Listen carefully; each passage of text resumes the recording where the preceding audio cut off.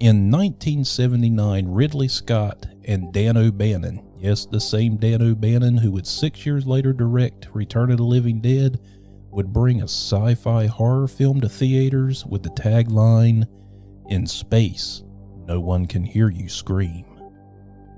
Maybe that's true, but for those in attendance at the premiere on May 25, 1979, those screams can still be heard today. That's a testament to the 4-decade-long legacy this movie has left on the film industry. It changed the landscape of sci-fi horror. No longer would we dismiss the extraterrestrial menace as just a man in a silly rubber suit. No, this time the alien threat was to be taken serious, because if you didn't, you were dead. The movie was a breakout role for a young Sigourney Weaver as Ellen Ripley.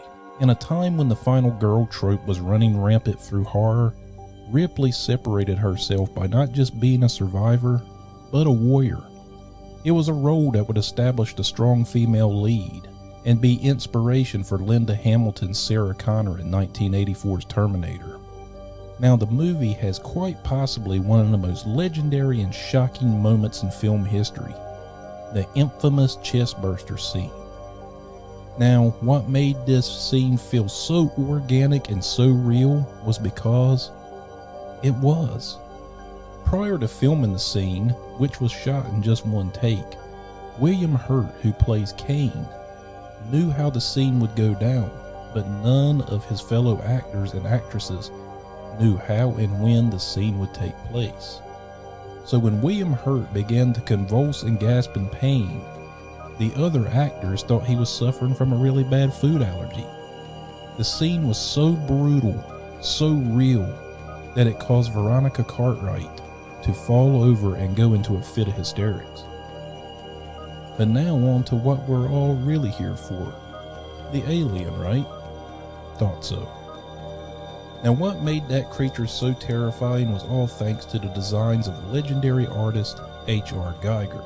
His designs for the xenomorph made the perfect killing machine. It was dark, menacing, and sleek. It blended into the shadows, and it was as if every inch of its body was a living, breathing weapon used to tear its victims apart. It also helped that they had a 7-foot-tall trained mime actor, Bolaji Badeo, to portray the alien. It wasn't just his tall, slender frame that made the creature utterly terrifying. It was also in how he moved while in the suit. Every moment for his 4 minutes of screen time had profound meaning. Now, before 1991's Silence of the Lambs, this movie just may be the most critically acclaimed horror film of all time, winning 18 awards out of 22 nominations. It launched the careers of Sigourney Weaver and Ridley Scott, and it's one of the most culturally significant films of all time, inspiring video games like Metroid and Dead Space, and even the chestburster scene was parodied in 1987's Spaceballs.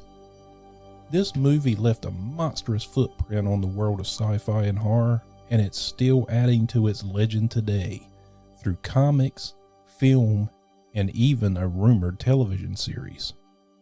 It's safe to say that the Alien franchise is going to be around for a long, long time.